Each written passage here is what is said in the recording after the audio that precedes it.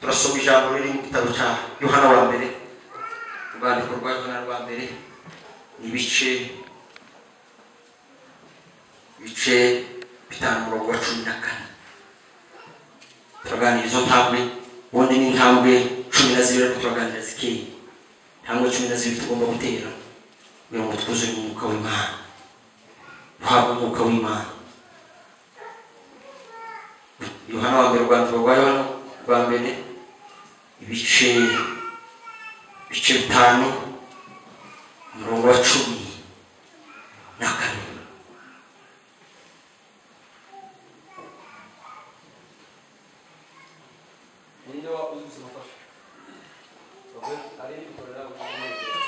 Wewe ushaka kuitwagara hapa tukendeza bagenda ufata gusoma ono bandi buganire noroheje buki yuki tugenda twumva ikintu kimwe twumva ikindi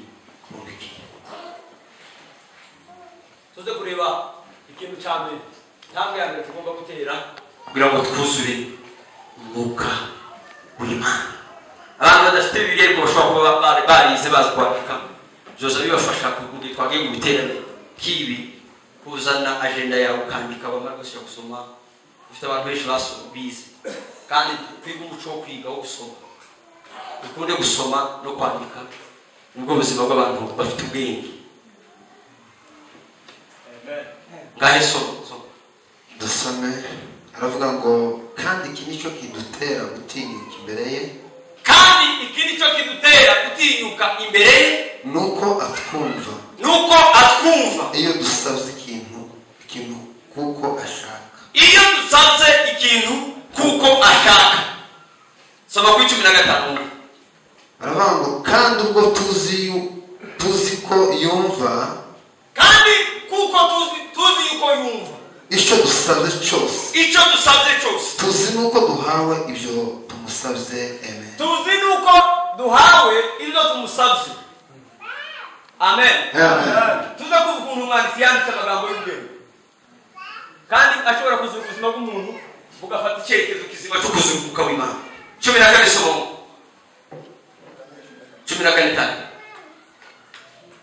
aravuga ngo kandi iki nicyo kidutera gutinyuka imbere ye, nuko atwumva icyo dusabye. Ikidutera gutinyuka imbere ye nuko tuzi ko yumva. Atwumva iyo dusabye ikintu kuko ashaka.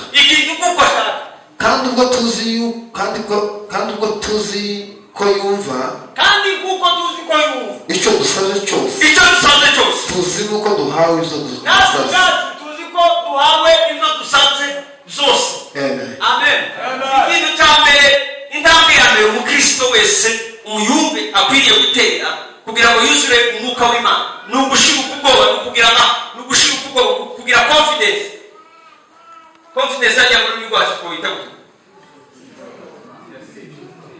gushira amanga.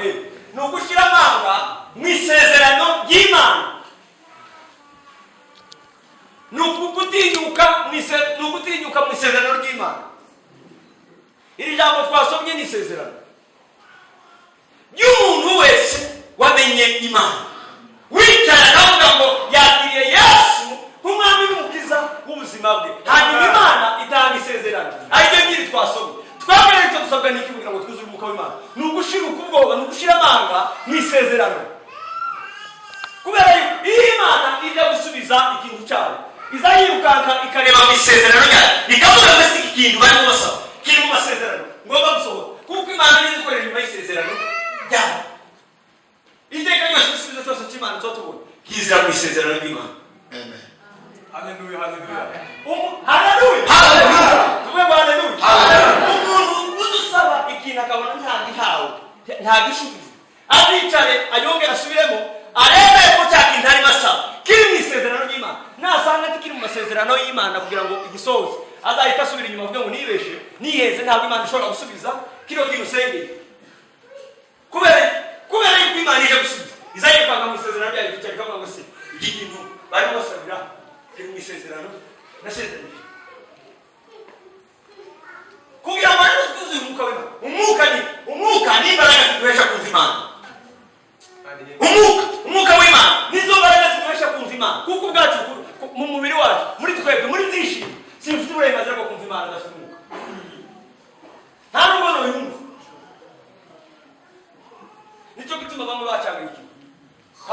bagahindukira umurongo wo kuvuga ngo bazi Imana kubera bazanye ubuzima bwabo bashaka ko Imana uko bari kabo nono Imana ije kukwiyereka umuntu tiziza ngo yireke byishimo uyu mwamureba izi Imana ikaca mu mwuka yamara umwuka agahishura Imana umwuka akaba arubasha korosha Imana irakomeye mu rwego umuntu ayibonye yo itapfa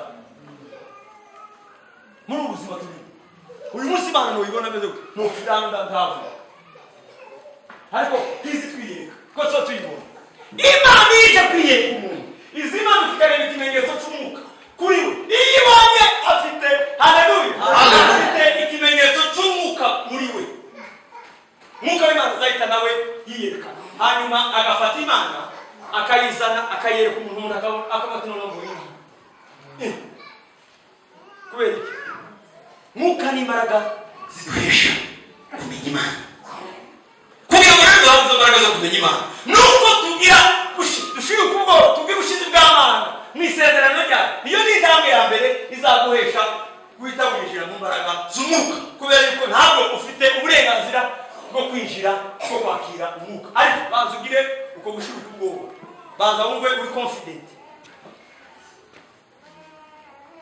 mu isezerano noneho muri rya sezerano Imana iguhe imbaraga z'umwuka wawe hanyuma ikwiyereke iyo ni intambwe ya mbere amen dukenye umwuka w'Imana mu buzima bwacu kubera iki kubera ubuzima bw'umusaruro dufite muri cyaka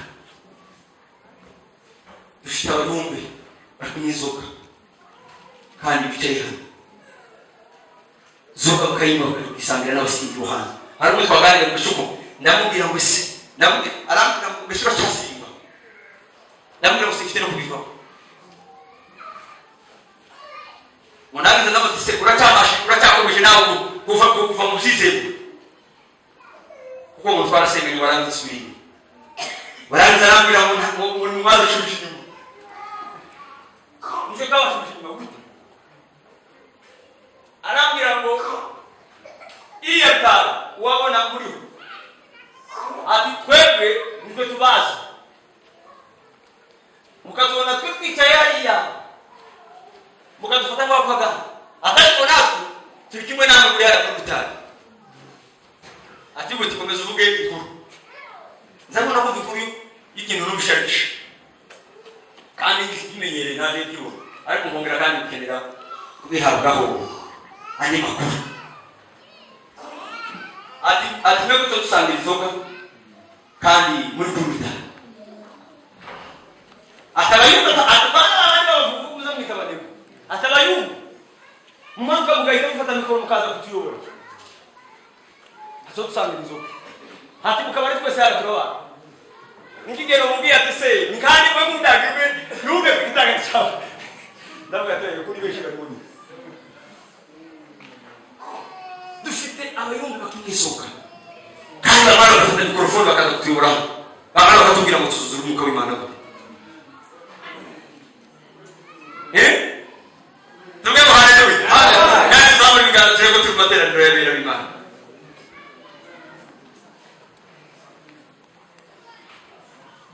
baba warehema we dufite abayumve bakibeshe agahaguruka akagambirira ikinyoma yamara agaciro no mu bikorwa kandi yamara akakibera umuhamya wo gushikira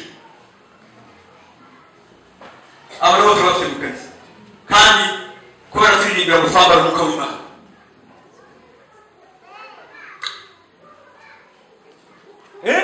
haleluya badusobanuriye ko ejo bundi umuyumbe ari umuntu wikoreye ubutumwa yego twarabyize ejo bundi mu kane ushize twize umuyumbe icyo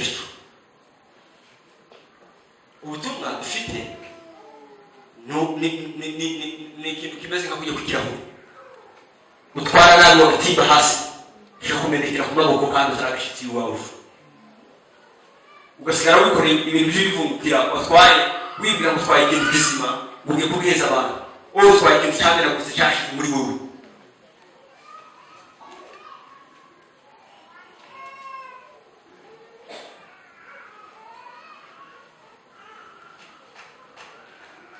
ntambwe ya mbere rero ni ugushira amanga mu isezerano ry'Imana, kandi ngo tuzi ko itwumva ngo iyo dusenze ngo ikintu icyo ari cyo cyose ngo izi gisubiza.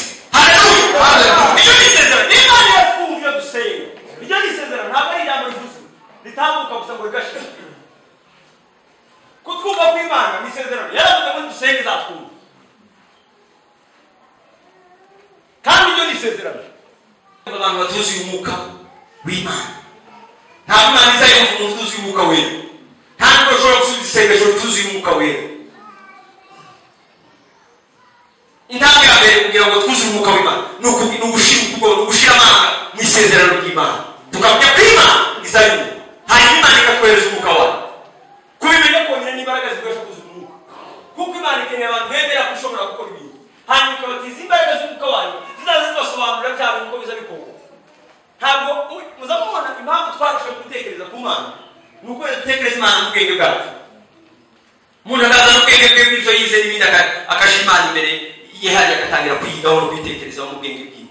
Abenshi tuba batuye barasana babizanye mu bwenge bwabo, ariko dukeneye kuzura umwuka w'Imana. Kugira ngo twuzure umwuka w'Imana nitushire ubwoba mu isezerano ry'Imana. Haleluya! Sema haleluya! Ikintu cya kabiri, ntabwo ya kabiri dukwiriye gutera kugira ngo twuzure umwuka w'Imana. Hari impamvu umwuka w'iya azagenda yishyura ibintu bikomeye. Nibaza ikintu cyatumye umwuka ashaka kutuganirira ijambo, itekereza no mu nzira we cyane. Dukeneye umwuka w'Imana, ariko igisubizo naje gusanga ari yego. Dukeneye umwuka w'Imana muri twebwe. Umwuka w'Imana yaje muri twebwe ahindura ibintu byinshi, ahindura ubuzima bwacu, ukagira icyerekezo cyiza. Reka dusome Abafilipi ibice 2 umurongo wa 5. Rwanda Pawulo yandikiye Abafilipi ibice 2 umurongo wa 5. Abantu batuzuye umwuka w'Imana, ntabwo Imana izayumva umuntu utuzuye umwuka wera, ntabwo ushobora gusubiza isengesho rituzuye umwuka wera. Intambwe ya mbere kugira ngo twuzuye umwuka w'Imana ni ugushira amanga mu isezerano ry'Imana, tukamenya ko Imana izayumva, hanyuma Imana ikatwohereza umwuka wayo. Kubimenya konyine n'imbaraga zikoresha kuzuza umwuka, kuko Imana ikeneye abantu bemera ko ushobora gukora ibintu, hanyuma ikabatiza imbaraga z'umwuka wayo zizaza zibasobanurira bya bintu uko biza bikorwa. Ntabwo muzamubona impamvu twarushaho gutekereza ku Mana ni uko dutekereza Imana mu bwenge bwacu. Umuntu akaza n'ubwenge bwe bw'ibyo yize n'ibindi akashira Imana imbere ye, hariya agatangira kwigaho no kwitekerezaho mu bwenge bwiwe. Abenshi tuba batuye barasana babizanye mu bwenge bwabo, ariko dukeneye kuzura umwuka w'Imana. Kugira ngo twuzure umwuka w'Imana nitushire ubwoba mu isezerano ry'Imana. Haleluya! Sema haleluya! Ikintu cya kabiri, ntabwo ya kabiri dukwiriye gutera kugira ngo twuzure umwuka w'Imana. Hari impamvu umwuka w'iya azagenda yishyura ibintu bikomeye. Nibaza ikintu cyatumye umwuka ashaka kutuganirira ijambo, itekereza no mu nzira we cyane. Dukeneye umwuka w'Imana, ariko igisubizo naje gusanga ari yego. Dukeneye umwuka w'Imana muri twebwe. Umwuka w'Imana yaje muri twebwe ahindura ibintu byinshi, ahindura ubuzima bwacu, ukagira icyerekezo cyiza. Reka dusome Abafilipi ibice 2 umurongo wa 5. Rwanda Pawulo yandikiye Abafilipi ibice 2 umurongo wa 5. Ariko bizivuga ngo ntiyigeze akora icyaha, kandi yari afite ubuzima bwose ndimo.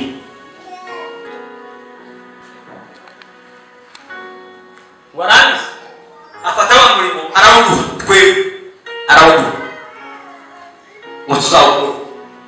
Kugira ngo dukunde dukora umurimo w'Imana nuko duhabwa imbaraga yasezeranije abari mu murimo wayo. Nta muntu uzigera akora umurimo w'Imana kugira umusaruro ku buzima bwiwe atari mu mbaraga zayo yasezeranije. Nta muntu ushobora kuzura umwuka w'Imana atateze no ntabwo twatugana n'izindi ushobora nawe gushurwa kawe wicaye hawe bivuga iki rero dukenye kumenya icyoduhesha kwinjira kuzura umwuka w'Imana hanyuma tugahabwa izo mbaraga kugira ngo dukunde dukore umurimo twahamagariwe ab'Imana twicayaga kugira ngo tugire umusaruro mu murimo turi ni mwebwe tuvuye umwuka w'Imana. Ntabwo dushobora twenyine gukora umurimo tutuzuye imbaraga z'umwuka. Ntabwo ya gatatu rero tuyiganire nayo.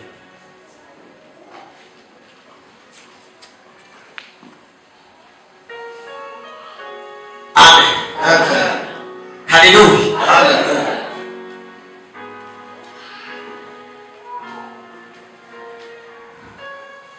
Nukusaba tudacogora. Nukusaba umwuka w'Imana, nugusaba imbaraga z'Imana tudacogora. Iyo ni intambwe ya gatatu.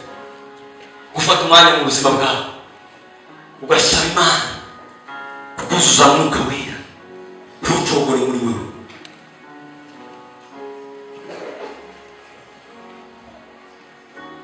Bushize narayishura ijambo ryo kuganira agaciro ka mwuka wera, ariko ujya gusanga abantu bakwiriye kumenya agaciro kawe ari uko bawufite,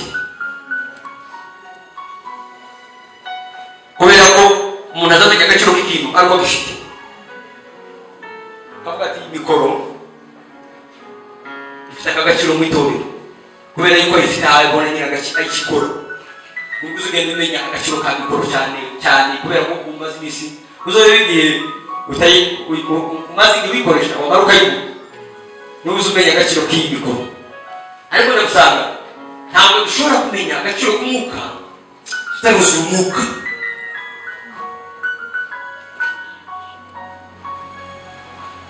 Kandi umuntu uzi imbaraga z'Imana aza zikugwamo n'ibintu kimwe. Imbaraga z'Imana iyo zaje muri jewe kugira ngo zongere zindemo zishire n'ibintu bitako bibiri. Icyabe ni ubuzima bw'icyaha. Umuntu uvuga ngo we yuzuye umwuka w'Imana ariko ntagaragaze ubuzima bwa mwuka w'Imana muri we, yabaye mu buzima bw'icyaha, umwuka w'Imana arahunga muri we. Ikintu cya kabiri ni ukutaba mu buzima bwa buri mwuka. Umwuka azahora ajyana ibyo kurya byawe kugira ngo akunde abe munini muri wewe, agire umusaruro, agire imbaraga. Ntabwo ari kose utwuzuye umwuka w'Imana ngo wari cyo gusinzira.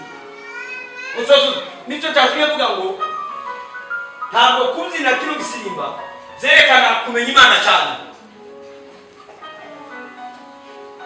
ntabwo zerekana imbaraga z'Imana cyane, nubwo nabyo biri mu mbaraga z'Imana, ariko kandi biri mu mbaraga z'Imana z'abantu bamaze kuzihujutse buzuye umwuka w'Imana.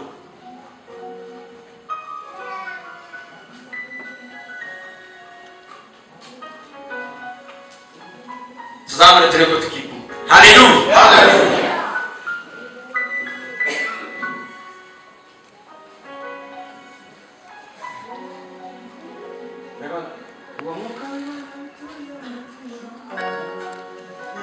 Umuntu wera n'ibyavuse.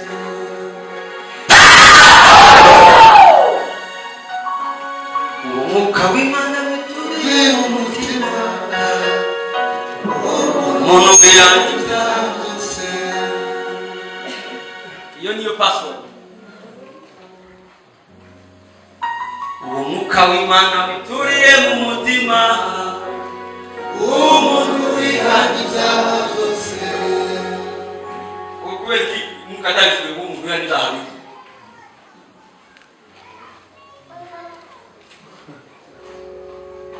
Uwo mwuka w'Imana wituriye mu mutima.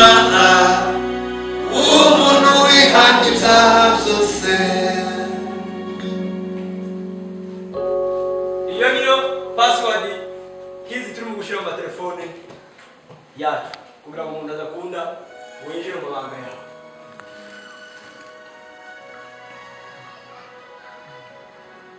Kugira ngo abantu badakunda ngo bakuvuge nabi. Wihana ibyaha byose. Ukicara urimo ubuzima bw'umwuka. Umwuka w'Imana agakunda akaza akicara muri wowe.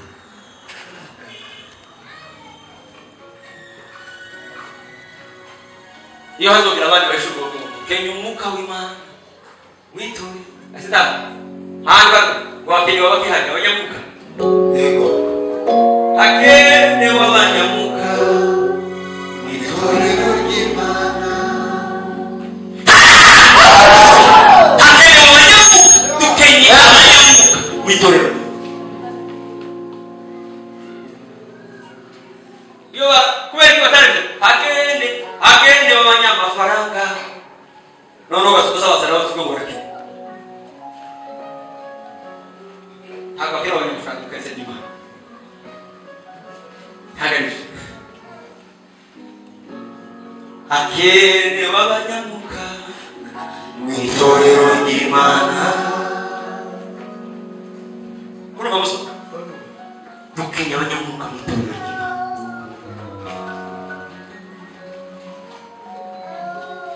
Mama mubona icyaka tudafite ubuzima bwujutse no kubera kutuzuye imbaraga z'umwuka w'Imana dukenya umwuka muri aka karere k'icyaka w'Imana rero twujuje dufite imyuka myinshi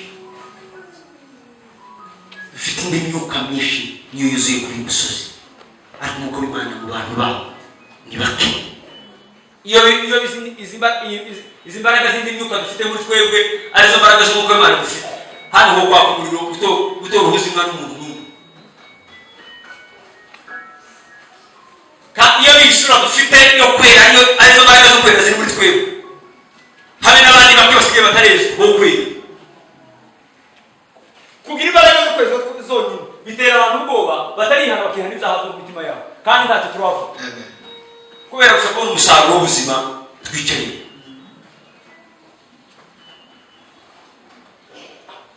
ko murumva hari ikintu tuzata kandi birababaje guteza intambwe twateye muri buriti n'ahandi hose tuzozitera n'ibindi bitaramo byose tuzokora ariko bidafite impinduka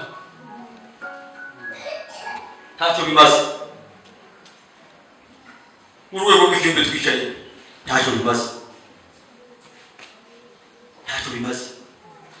nongere ndabivuga ntabwo kubana kwacu ari gutwicaye twakwirirwa tukabona twambaye amashati abandi bakubise mu makoti abandi bambaye uko bambaye kose utubona muri byo byiza ibi ni byiza ariko kandi ikiruta byose ni ukuba mu buzima buhindutse bufite impinduka mu karere turimo abapagani baturiye bakavuga ngo abantu bamenye Imana kubera ko twebwe tuba tubabona tukabona abantu kuko ngo abantu ngo bafite ubuzima bucakaye kutamenya Imana kwabo ngo kubashize mu buzima bubiye ariko kubera ko twebwe tubavuga ngo kumenya Imana kwabo kubashize mu buzima bwiza yewe basigaye batinya no kubivuga kubera ko ntabwo tubana nabo baraza kubiduhamya kandi bazi ko n'ibindi tubikora tubana nabo iyo hanze nta rwego urimo rutukuza umwuka w'Imana kandi nawe umaze kumenya gusa ko wowe ubwawe wumva ufite imbaraga muri iryo sezerano icyaka bikuzura itekereza Yesu ndetse n'ijambo ryayo mu buzima bwawe bizatuma wuzura umwuka w'Imana umyaka wese wowe urimo wemereye kuzura umwuka w'Imana ufite izo mbaraga zo gutekereza umaze gutekereza utamu apana mujewe munezi mbwe umusare twebwe undi ngaho utaragera cyo kuzura umwuka w'Imana imyaka yose urimo ufite imbaraga umaze kumenya umaze guteza intambwe muri wowe wemereye kuzura umwuka w'Imana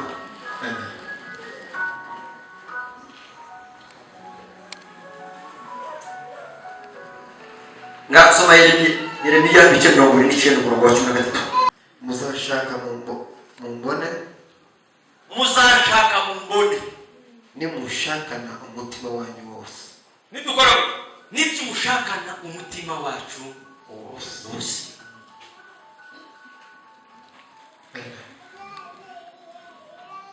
Imana tuzayishaka tuyibone nituyishakana umutima wacu wose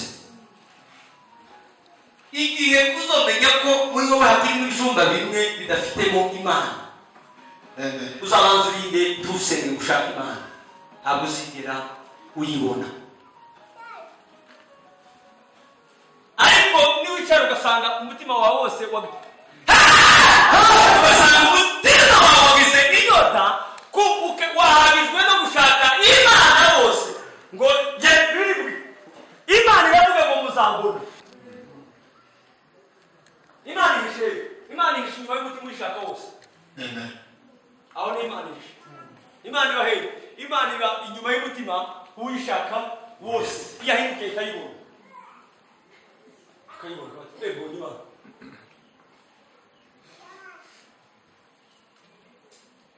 mu mutima ushaka imana wose, umuntu mw'imana izayicara. Ntabwo imana izayicara mu mutima ufite ibyumba bimwe bikibitse ubundi buzima muri bwo. Haleluya. Umuntu afite umutima ufite ibyumba byinshi cyane. Umutima w'umuntu ufite ibyumba byinshi. Usanga umuntu atubwira ngo yamenye imana, ariko abona mwene se yambaye ubusa, kiyumva afite habe n'umutima wo kumufasha ngo yambare. Abatura bafite kandi bamenye imana. Dufite abana abona mwene se ashoboye akajya kubivuga nk'amakuru kwa runaka ngo no muzi byabaye muzarigiye kubica. Tiki ni ikintu cyoneza umutima we, aho ukabikira cyo kuja kubwira abandi kugira ngo nabo babimenye bagusebye kubera ko nyine kibaze muke. Abatura bafite mu buzima bwa atwicaye dufite iyo mitekerereze muri twebwe harimo ibyo byumba. Dufite abana abona mwene se agize ikintu cyiza ageraho akarara ijoro ryo kubona ukuntu yomugirira nabi. Abo nabo turabafitemo kandi nabo bari mu byumba bafite umutima uvuga ngo bamenye imana, ngo bafite imana kuri bo.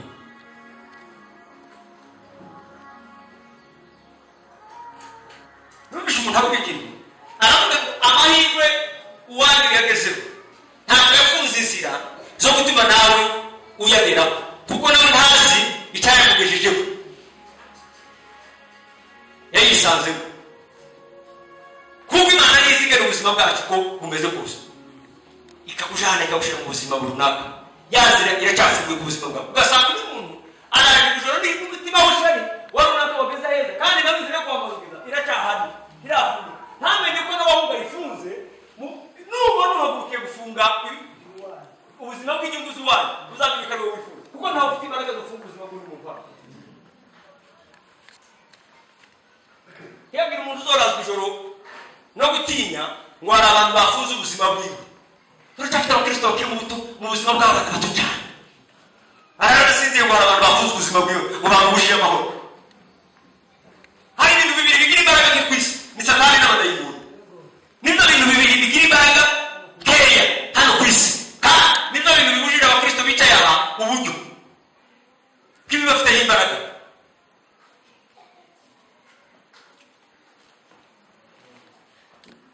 Yesu, haleluya, Yesu yakoze ikintu gikomeye, arazanye na Satani umutware n'ubushobozi. Bwa butware Satani yari yaratse Adamu na Eva mu ngo byede, arongera arabugarura, araza guheza Runyambi aramubwira ngo bw'ibi uzori waranyazwe ngo ndabigushubishe. Hanyuma abwira Runyambi aramubwira ngo nguhaye ubutware n'ubushobozi ngo bwo gukandagira wa wundi wagaze gukandagira. Iryo ni isezerano. Wari Satani igira imbaraga ye, ntidusaba Kristo kuvuga wari Satani wigira imbaraga. Reka mabwira wa Satani zikura imbaraga zo kunesha ubuzima bwawe. Satani ntafite ubushobozi bwo kumurwanya akoresheje imbaraga ze kuko ntazagira, cyangwa akoresheje imbaraga z'undi muntu kuko ntibishoboka. Imbaraga zemerewe gusa kuntsinda no kunesha n'izanje.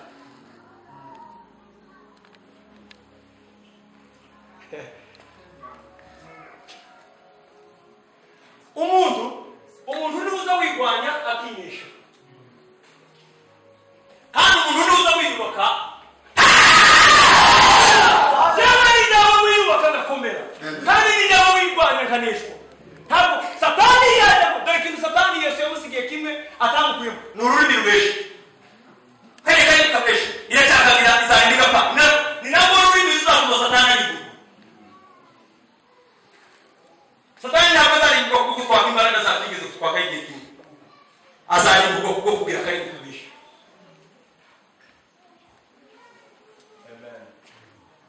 Azaza akabwira pasiteri gusa urabizi rero nuko byagenze, waba umwana rwose ni wewe bavuga nikakari kabesha none nubaga mubwire nti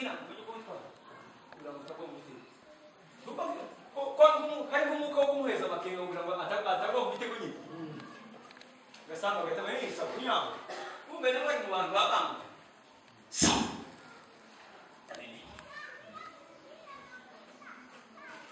unyamba ufuti mu bantu haleluya haleluya unyamba kagwara yamara kugwara gasambi yari inshuti ya Nyambo Imana ishobora kuba yarahaye umuyoboro kuzoza ndetse amufasha mu gihe afite ubushobozi sawa bamufungiye nanjye akantu n'agafasha sinose amufasha mu Nyambo rero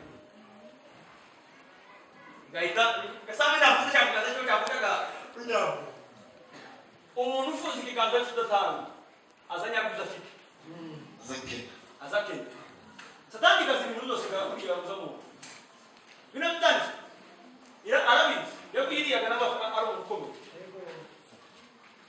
aziko gasambi pastor gasambi niwe mpamvu yo gusumba mafuta n'ibindi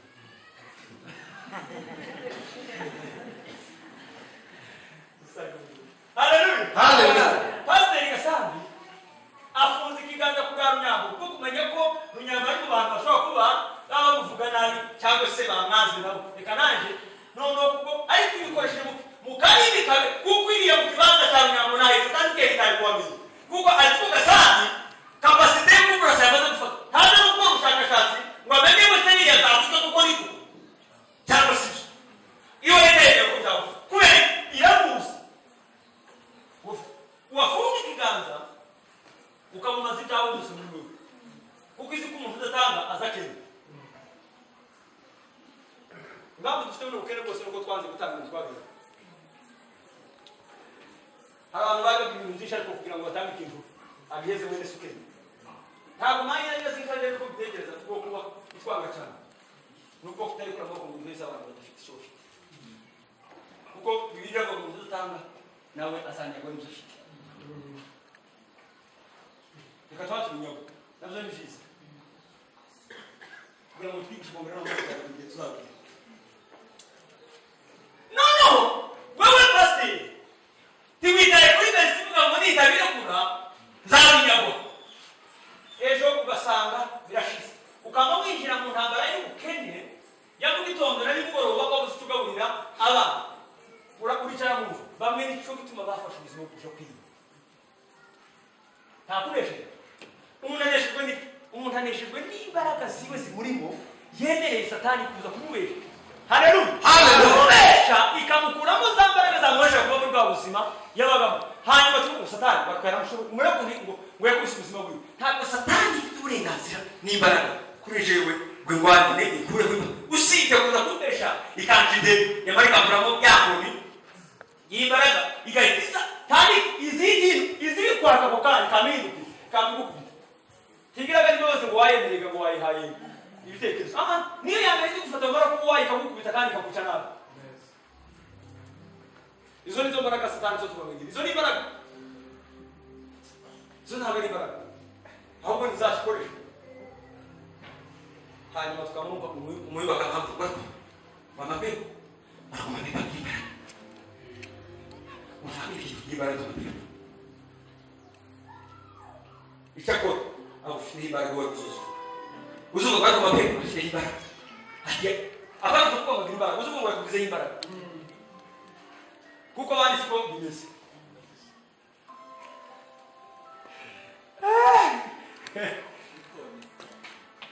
menya ko ari wowe bafite imbaraga nitwe twabaye abantu bo kwamamaza imbaraga za satani none tukugira ngo turakora umurimo mwiza uriko turamaza ubwami bwa satani uyu munsi wano dufate ingamba zo kuba mu satani n'abadayimoni kibafite imbaraga hanyuma murebe ukuntu ubuzima bwacu buhinduka mu gusubira imbaraga zacu twabishwe tukajya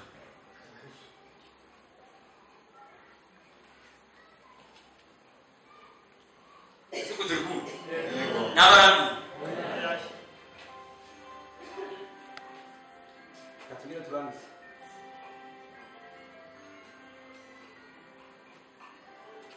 Imana idufashe dutahane rino jambo rivuga ngo nta mbaraga satani igira Yesu yamunyaze ubushobozi n'imbaraga zose irabiduha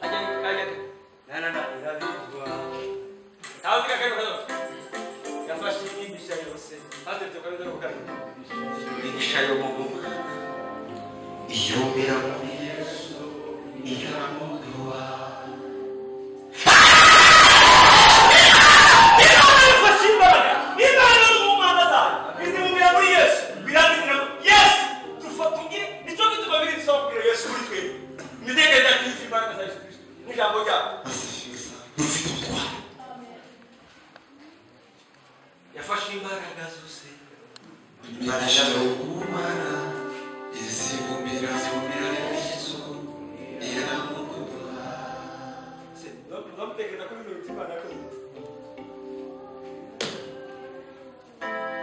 yafashe imbaraga zose imbaraga zo kumara izibumbira muri Yesu iramuduha.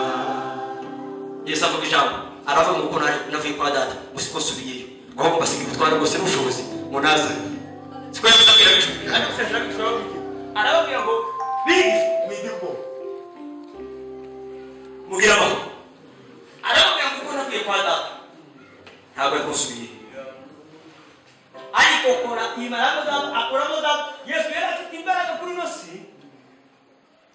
arazifata zose aravuga ngo sizisubiranyeyo ngo ndazibahaye azisigira bibi. Yesu asubirayo nta rubaraga na rumwe twari guhanuye yagiye guhabwa izindi n'Imana se mu ijuru, ariko ku munsi yavuye hano yazamuze adafite n'imbaraga na ki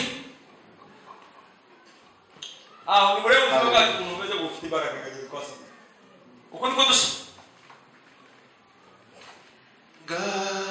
niko dusabye gaya mahoro ibyishimo impamvu dutere hano niyo babishobojwe magana. Haleluya.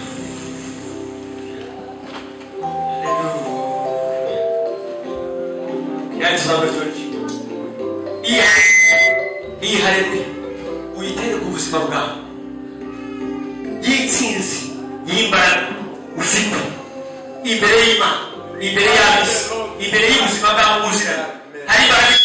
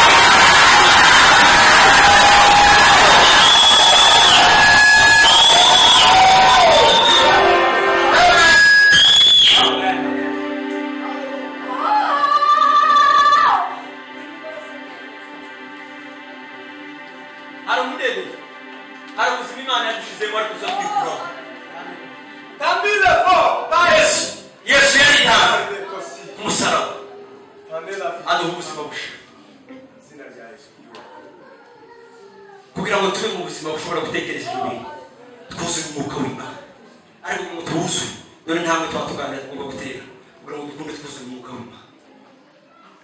Dukeneye umwuka w'Imana mu itorero mu bakristo tugadogaza, ariko mwicara kubwira turaza gusoma kutendera kugira ngo ijambo ryadusohoze.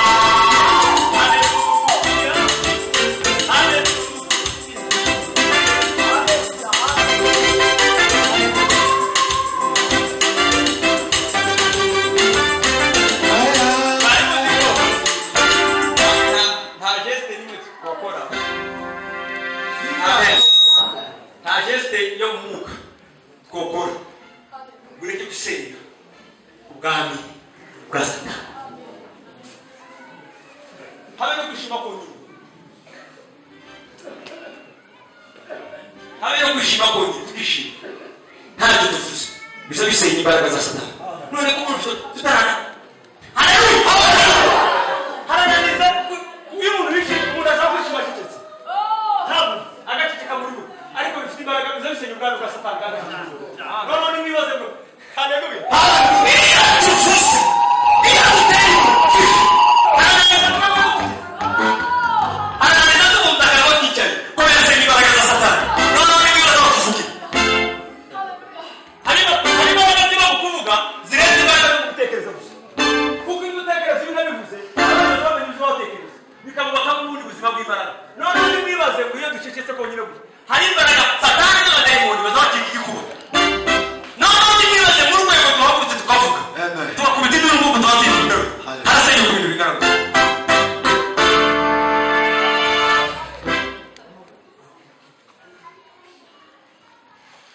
yuko ibintu bingana byose.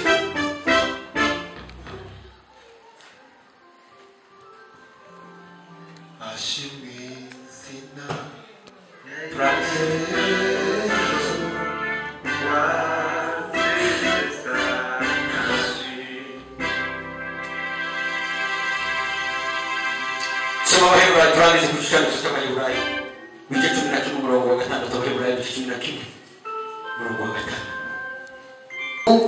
Uwegera Imana akwiye kwizera yuko iriho ikagororera abayishaka. Subira sobe cyane. Ariko utizera bishoboka ko ayinezeza. Umuntu wese utizera ntabwo bishoboka Imana tishobora kunezerwa umuntu uri mu buzima butizera. Kuko uwegera Imana kubera umuntu wegera Imana akwiye kwizera yuko iriho nabanza yizera yuko Imana iriho ikagororera abayishaka. hanyuma imaze kugororera ikagororera abantu bayishaka. Intambwe yindi ya kane sani ya kane hadi ya kane Bibi nazahagarara hano kubera ko iyi microphone yasakuza ngo nazahagarara hano turi kuzimuza. Amagambo amwe matandukanye n'ibikoresho.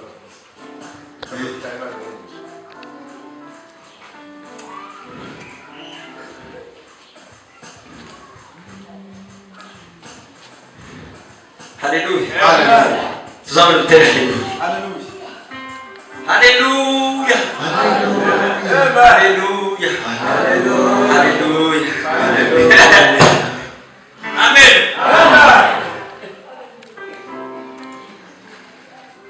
Imana dukune. Imana dukune. Kuruta uko twikunda. Imana iradukunda. Imana iradukunda. Kuruta uko twikunda. Uko nikunda. Kandi umuntu wese arikunda mu rwego atazakunda kugira icyiza kubera kundi kitaramucaho. Nijabo byageze ubikora gute? Namwe urukomeza mu rukundo. Kuko ibivamo namwe byo bari. Iyi kintu cyiza kiye kugira ngo gikwaze kancho. None ko urashobora kuba. Usanga ko umuntu aba mutima yibateye. Ariko Imana data Yesu Kristo umwana wacu. Haleluya. Urukundo dukunda n'urukundo rwiyanze rwatumye yiyanga iwe yanga asuzugura ati yumva ko gufata ubuzima yari arimo guhanye ubuzima bwacu ariko ntabwo bishoboka. Aravuga ngo reka murekure maze niya Yesu yari yakubwiye reka maze niye kwitanga kunde abandi bantu bakure mu buzima bw'akaga barimo. Yesu yabwiye urupfu kugira ngo tuvuye mu kaga twabagamo iwe yiyanga hanyuma aritanga arapfa amanana turakunda tubaho. Nubwo tubivuga k'abantu tuba tubivuga gutya mu gihe cy'abari bari intumwa zarabibonye kandi mu bahamya b'ibindi bitwa dusoma niba tubwira ko byabayeho hanyuma ikibi twemeza niki tuzemezwa n'ikintu cyitwa umwuka w'Imana kuko nuzi twemeza Yesu. Ntabwo twemezwa gusa ntabwo ijambo ry'Imana mu isezerano rya kera habagaho Imana mu isezerano rishya mu gihe cy'intumwa habagaho ijambo Yesu habagaho Yesu. Muri iki gihe cyacu turimo hariho umwuka. Uko ubutatu bw'Imana bukora abatabwemera birengagije kino gihe turimo kubera ko kino gihe turimo ni igihe cy'umwuka. Imana yakoze mu gihe cya kera cy'isezerano rya kera Yesu aza gukora mu gihe cy'isezerano rishya ngo abari kuzamuka dusigira ikindi undi muntu uzabana natwe ariho iki ni igihe cy'umwuka turimo. Ariko umwuka uvuga iki? Umwuka ntuzi uvuga ibyaho niko Yesu yavuze ngo ntabwo uvuga ibyaje. Umwuka ntazavuga ibye azavuga ibyo akuye ku Mana. Timuzi ko Yesu y'Imana ijana ku ijana kubera ibyo yabajije wa mugore wese wa muntu wari umuzanye umwana w'urwaye ngo si umwana amaze igihe kingana gute kaha atabizi kaba atarazi igihe yari amaze arwaye ngo si umwana wasaba kucyabaye ubimaze igihe kingana gute? Yaramubwiye ngo mwigishe unkiriza umwana unamuzaniye abigishwa bawe undi babishoboye. Urategeka atari ko nyemerera umukiza Yesu bamuzanira umwana. Hari amagambo yavuze siyo shaka kurindaho ngo arangize baramuzanira bamugera imbere wa mwana bafatwa n'ayabana ahwera bitegura hasi. Yesu bamurenge arabaza ngo Imana bagwaye indwara igihe kingana gute? Kubera iki? Yesu yabaje iriya jambo kandi yari Imana ijana ku ijana. Natekereje uyu munsi wose bijyamo nyuma. Kubera iki Yesu yabajije umuntu kandi azi ibintu Imana amaze agwaye kandi abizi? Kandi uriya muntu master mwami yarabizi ko ari Imana kugira ngo mwite mwigisha nuko yemera ko ari Mesiya. Imana kugira ngo Imana ibaze umuntu ugasi Imana. Imana iberaho si cyane niko birizivuga. Yari izi igihe cyuriya muntu yamaze agwaye. Kubera iki yabajije wa isa umwana w'Imana amaze igihe kingana gute arwaye? Kandi yari Imana.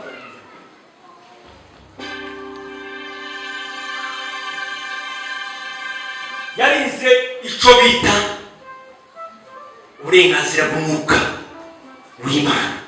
Yesu yageze ari umwuka avuga icyo akagira icyo amubwira nabo akabona kubwira abantu. Yesu ntigeze avuga amagambo y'ubwenge bwe. Muzosome Bibiliya itandukanye. Yesu yagiye avuga ibyo akwiye ku Mana. Satani amubwira ngo umunsi mugaragaza avuye mu butayu ikamubwira ngo hindura uyu mutsima aya mabuye y'umutsima ugi. Yesu yari uburenganzira bwo kubwira rero abireka ubuzima bigahinduka ibyo kujya kajya kuko Satani yari abizi ko ifite ubushobozi. Yesu yamubwiye Yesu ntabwo yemeye gukora icyo atarumva ku Mana nubwo yarashoboye kubera ko Imana itari yamuguriye umuhazi mu butayu. Ko Imana yagaburiye abana b'Isirayeli mu butayu bashoboye kubera ko itagaburiye Yesu muri amajoro 40 n'abisi 40 kandi ashoboye ikarindira ngo Satani abanza aze kumugaragaza ikigaragazo cyo kubwirizanya. Kandi Yesu yari kumwe haleluya. Yesu yari afite ubushobozi bwo kubwira yabuye mbere yuko Satani anamugerageza muri cyo akarihindura umutima akahitanye. Ntabwo Satani yamugerageje ikigaragazo kitari gishoboka nizo zari gishoboka kandi koko yari azi gushobora kandi yari afite kubikora yari akwiye kubikora. Ariko Yesu yari afite discipline yo kudakora icyo yumva yishakiye. Yageze arinda agakora icyo Imana imubwiye gukora kandi ari nawe ari data nawe ari Imana ifite ubushobozi. Ariko twebwe umuntu asigaye amuhabwa unatekereje mwe muri mutima ubwenge uzana no kucyubwira warebe ikintu akoze ukareba afite kiri ukaba ngo si mu mutima wa mubwiye mbere ngo byemere ko bikora akayikira umwuka w'Imana kumuyobora. Kuko ubuzima bwacu cyo tubwira byo duhangurira gukora zuzuye imbaraga zo gusenya ibintu imitima abantu igasenyagurika kubera imbaraga zo gute tubikora. Dore ikintu kiza cyose tuvuga n'ibyo dukora byose ni ukwemera umwuka w'Imana agakora muri twebwe hanyuma agatanga umusaruro mwiza mu baduteze amatwi kutwumva agakunda bigatanga umusaruro. Kino kintu twasomye rero ntabwo ni ukwemera expect ni uguteganya no kutemerera ko unanizwa n'abandi bantu. Abantu bose bandi iruhande babayeho kugira ngo bananize mu murimo. Amen. Amen. Kristo kidugira ndanize. Abantu bandi hano iruhande babayeho kugira ngo nanizwe mu murimo. Kandi abantu bandi hano mu ruhande babayeho kugira ngo bashobozwe mu murimo.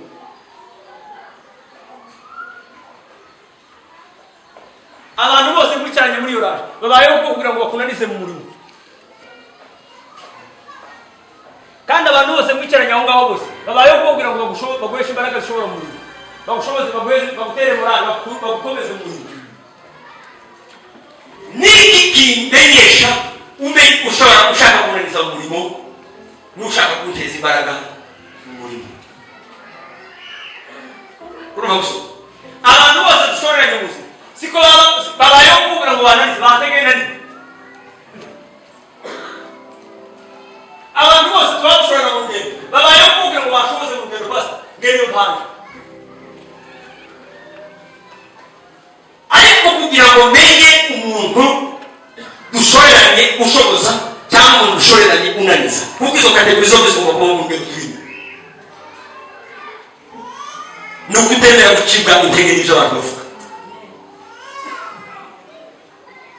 Kubera ubuzima tubayemo ni ubuzima bw'ubu ibintu bugakomera cyangwa bw'ubu ibintu bugacika intege. Haleluya, haleluya. Ubuzima twicaye tubayemo twese turi hano ni ubuzima bw'ubu ibintu bikaduha imbaraga, twazumva n'ibindi bikaduca intege. Kandi ibyo twumva ni ibyakozwe n'abantu, zaba nziza zaba bibi, ni ibyakozwe n'abantu. Reka mbabwire rero tugomba n'intambwe tugomba gutera, n'intambwe yo gutemera gucika intege n'abandi bantu.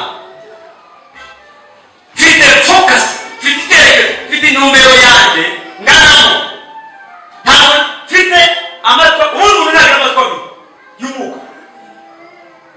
Umuntu wese mfite amatwa y'umwuka w'Imana ajya gutwi kumwe. Ntabwo mugira amatwa abiri. Ugutwi kumusigira n'ukuri. Yatwemereye kugira ngo ugutwi kumwe mu mwuka kubera iki? Kubera ko yatwemereye ko dufite amatwi abiri, ariko umwuka yemera ko tugira ugutwi kumwe. Kandi udakwiye kugira amatwi abiri kimwe n'ubwo yashizeho. Amatwi abiri mu mwuka uyagira ni wa muntu uhora agira ngo atere intambwe agasubizwa inyuma n'undi muntu ngo utere intambwe akandagira mu mwobo. Kandi ubuzima bunyereka iyo mpamvu ushobora kuba umuntu uri inyuma yawe, kuko umuntu iyi impumyi ntabwo yundaza. Bibiliya ivuga ngo impumyi ntirandaza indi zombi zizava mu cyobo. Hanyuma amen, kumva ijambo ry'impumyi iri inyuma yanjye itari nibona hari imbere n'imoja ikambwira ngo nutere intambwe uragwa mu mwobo. Kuno gutwi kwa kuyuma ntabwo kwemere kubaho mu mwuka. Ubundi umuntu uri gutwi kw'inyuma niba ukunda kuba ibintu byiza n'ibibi. Witere intambwe ahora ku cyobo. Uyu muntu ntazi iyo mpamvu icyo ashinzwe ni ukunca intege. Intambwe yindi tugomba gutera kugira ngo twuzuze umwuka w'Imana ni ukutumva ibiduca intege. Kubera umwuka azaza mu buzima bw'umuntu utuje udafite n'amatwi ategera ahandi hantu inyuma. Yesu kugira ngo abwire abigishwa ngo mugende mwicare muri cya cyumba cyo hejuru, kwari kugira ngo batagira n'amatwi akumva ibintu byo hanze. Arababwira ngo mwicare isezerano, mugende mwicare mu cyumba cyo hejuru, mutegereze umwuka wera namanuka muzamuka kuvayo. Yari azi ko nibasohoka batarakira umwuka bagiye bajanye amatwi abiri hanze, barakurwa n'ibyo barakurwa n'ibindi baryoheye hanze. Bongeye kandi bakunde kumenya ko bari barabonye Yesu, bakunde kubibamo kandi bari no mu zo hanze. Arababwira ati no, mwicare mu cyumba hejuru, mutegereze umwuka naza azabaho ugutwi kumwe. Hazigera bemera kumubwira amatwi abiri. Amen, haleluya, haleluya. Ntabwo kugira tutere irya haleluya nababwiye ko tushaka tuitereye. Ariko babishoboye bana bakecuru n'abasaza batabishoboye, abantu bose bishoboye ayitera y'icyo.